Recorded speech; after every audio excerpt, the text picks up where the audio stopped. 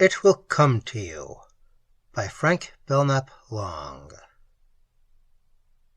Bannerman had assured him that he would like this job. "Cromer, you couldn't have anything nicer," Bannerman had pointed out. "It's right down your alley. I'll make out the credentials, and bright and early tomorrow morning you'll be working again." Cromer always seemed to be out of a job.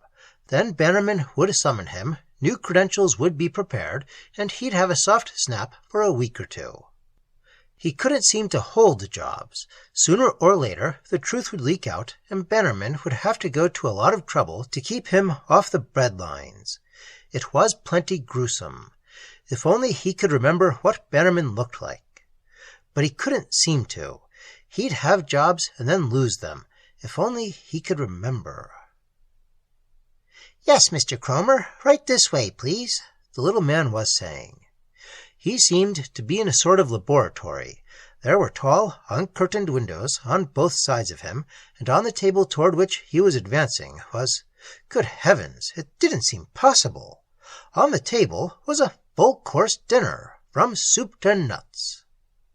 "This was sent down from the Midtown Hotel," the little man said. "You'd better check each course separately." Cromer nodded. He seemed to know what was expected of him. "They're putting the screws on a new chef, eh? How about the fowl itself?" "It's from the Richardson poultry market. I suggest you concentrate on tenderness and skin fat, and forget about the seasoning. Richardson's broilers are well shaped, but the hotel is thinking about switching to Haggerty and Royper." "Okay," Cromer said. He pulled up a stool, sat down, and dismissed the little man with a nod. There were forks and spoons on the table, and even a paper napkin. He tucked the napkin into his vest, picked up a spoon, and went to work. He murmured, as something that tasted like chicken soup slid down his gullet. Not bad." He drew a chart toward him, made a notation. "No complaint on that score," he murmured. "We'll try the salad." It was a tomato-pepper salad, decked out with sliced cucumbers. "Excellent!" he exclaimed, and made another notation. The chicken occupied him for 10 full minutes. He glanced furtively over his shoulder before he ripped it apart with his fingers and reduced the breast and one wing to a gleaming jumble of bones. He was munching on a drumstick when someone called to him from the back of the laboratory. "You're wanted on the telephone, Mr. Cromer." He had only the vaguest recollection of passing from the laboratory, descending 3 flights of stairs, and answering the call that had come for him. And yet, the instant he heard Jane Wilder's voice, everything seemed to snap back into place. He had money in his pockets and could step out again. He was working again. "Put on your best nightclub bonnet, Sweetkins," he said. "We're going to celebrate." Replacing the receiver, he had a memory of her, scornful and malicious, flinging herself away from him and refusing to let him touch her. But all that would be changed now. He was working again and could hold his head high. Traveling across the city to her apartment hotel, his heart skipped a beat every time he glanced at his watch. Only 15 minutes more now, he thought. 11, 8, 4. It seemed like a dream. After long ages, they were together again. He was crushing her in his arms and disarranging her hair with his huge, hungry hands. "You'll never be sorry, darling," he said. Jane Wilder wrinkled her nose. She had no illusions on that score. She'd be sorry every other week, she told herself, married to a man who couldn't keep the wolf at bay. But eligible bachelors were none too plentiful nowadays, what with the draft, and the way the older ones were being fought over by younger and more attractive women than herself. None too plentiful, and a hard-headed bachelor girl like herself, an ex-airplane hostess, had no silly romantic notions about the dependableness of males. Besides, she could always return his ring and switch to a better prospect when and if one came along. "You've got another job, another different kind of job?" she asked, looking straight at him. Cromer nodded. "Darling, I'm a food taster now."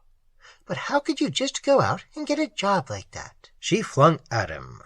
One thing he had acquired was a habit of caution. He had never discussed Bannerman with Jane, and had no intention of doing so now. "Darling, we won't talk about that," he said.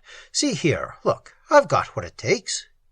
He opened his wallet and showed her 8 crisp $10 bills. "80 a week, sweetkins, and I'll soon be getting a raise." Jane's eyes became faintly luminous. She came into his arms again, and for a moment he experienced a sense of perfect fulfillment. "Let's go somewhere where we can dance," she said. A half-hour later, seated at a secluded corner table in the 10 o'clock club, Cromer noticed with a little stab of pleasure that everyone was gazing at Jane Wilder with admiration. She knew how to wear clothes to the best possible advantage, and was in all respects a remarkable woman. "Well, let's dance," she said. Cromer nodded, rose, and pushed back his chair. Out on the dance floor, he gave up trying to remember what Bannerman looked like. His happiness had gone to his head, and all his thoughts were centered on the woman in his arms. Around and around they waltzed, to the strains of soft music. Someone was tapping Cromer on the shoulder. "You're wanted on the phone, sir, a Mr. Bannerman." An ice-cold measuring worm came out at the base of Cromer's spine and crawled up his back with little jerks and pauses. Abruptly, he stopped waltzing. The waiter stepped back, and Jane seemed to stiffen. Into the dreamy waltz music there crept a funeral cadence, as though even the orchestra had sensed something in Cromer's manner which was as unnerving as a casket on wheels. Moving like an automaton, Cromer led Jane back to the corner table and pulled out a chair for her. "Who is Mr. Bannerman?" she demanded, glaring up at him. "Why is he always sending for you?" "He isn't always sending for me, darling," Cromer stammered. "I haven't seen him for, quite a long time." He stooped and kissed her, his face as grim as death. "I'll have to take that call, darling," he said, "but I'll be back, I promise you." "The last time you didn't come back." Cromer looked at her steadily. "I'll be back in 5 minutes," he assured her. Why had he said that? He could still hear Bannerman's voice coming furiously over the wire. "This is just about the last straw, Cromer. I got you a job which was right down your alley. Don't you ever catch on?" "I'm sorry, sir." "You'd better be. Grab a taxi and come right over here." He was sitting now as rigid as a tailor's dummy in a speeding taxi, his hat wedged between his knees. "What address did you say, buddy?" the driver asked, scowling back at him. "I told you, number 13 Oak Street."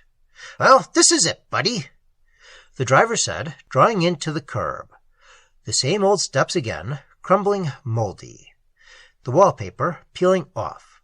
Although he had only a vague memory of watching the cab drive away, every aspect of Bannerman's house seemed to impinge on his senses with the force of a physical blow. Climbing the bare oak stairway, he had to cling to the banisters to steady himself, and as he neared the first-floor landing, his hearing became so abnormally acute he could have heard a pin dropping. He had paused before a familiar, light-rimmed door halfway down the upper hallway, and was blinking quite steadily when Bannerman's voice rang out. "Come in, Cromer."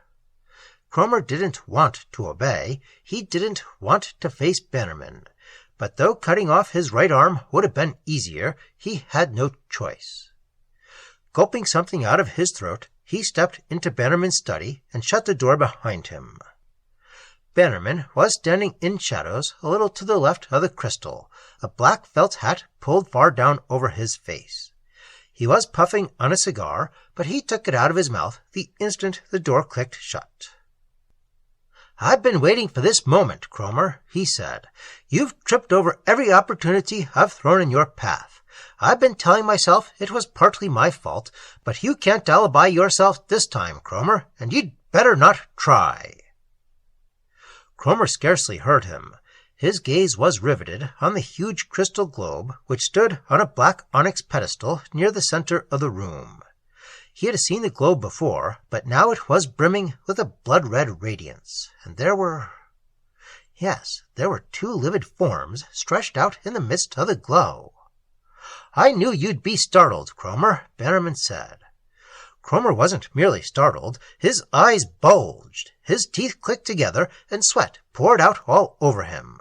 He had recognized one of the stiff, livid figures. It was the little man who had ushered him into the laboratory. He had never seen a face so gray, limbs so rigid. Are they dead?" he croaked. Bannerman shook his head. "Ptomaine poisoning," he said. "They are very sick men. It's all your fault, Cromer." "My fault?" "That's what I said. Cromer, I prepared some splendid recommendations for you. What's the use? You okayed that food on the chart, and these two men, your fellow laboratory workers, helped themselves to a drumstick you left lying about. A fine food taster you turned out to be." Cromer's face was now dead white in its pallor. "But that chicken was all right, sir," he gasped. "You mean it tasted all right to you, Cromer?" "Yes, it did. Cromer, how can you be so stupid? If it tasted all right to you, it had to be as high as a kite." "I don't understand, sir," Cromer blurted hoarsely. It was Bannerman's turn to evince agitation. "You mean to say you've had another lapse of memory?" "Another lapse of... Did I have one before, sir?" "Twice before," Bannerman almost groaned. "No wonder you thought that chicken was all right." The lighted end of Bannerman's cigar described a glowing arc in the shadows. "It will come to you, Cromer," he said. "Look into the crystal. Concentrate." Cromer obeyed, his heart hammering against his ribs. In the midst of the glow, above the two stricken laboratory workers, a tall, emaciated figure came slowly into sight. First the head took shape, then the shadowy outlines of bony shoulders, and finally there emerged a complete figure enveloped in a black aura which inked out the blood-red radiance in the depths of the globe. The figure had the look of something that ought never to have been dug up. There was hardly any flesh on it, and its teeth were pointed like those of a beast of prey, and there was that about it which seemed to fasten on Cromer as though it wanted to draw his brain out through his mouth and suck all the marrow from his bones. "Cromer, that is you," Bannerman said. "You are looking at your own real self." Cromer couldn't seem to breathe. "Cromer, you can't say that I don't treat my minions right. I built a fleshy tenement for you which could pass muster anywhere on Earth, and I got you a job which was right down your alley. I thought, of course, you would make good and be in a position to serve me. You have to be a good worker before you can be a bad worker, Cromer. You have to win the confidence of employers. Cromer, you fell down on your job. You forgot that an unsavory fowl would taste good to you, delicious in fact. Why did you forget, Cromer? Was it because you wanted to escape from yourself?" A devilish smile came into Bannerman's face. "You know what you are now, Cromer. Do you still want to escape?" I do, Cromer sobbed. "I have always wanted to escape. I couldn't stand it." "I see. Compensatory amnesia. Cromer, you may as well face it. What are you?" "Oh, God, Bannerman turned pale. "Don't ever! Watch your tongue, Cromer." "I'd rather die than be what I am," Cromer choked. Come, Cromer," Bannerman chided. "Get a grip on yourself. Face it like a man. Face it, and I'll see what I can do about getting you another job." As he spoke, Bannerman removed his hat and exposed a shining, hairless pate from which sprouted two stubby horns. Cromer fell to his knees, clawed despairingly at his chest. "Well," Lucifer prodded, "what are you, Cromer?" Cromer's voice, when it came, was like a whisper from the tomb. "I am a ghoul," he said.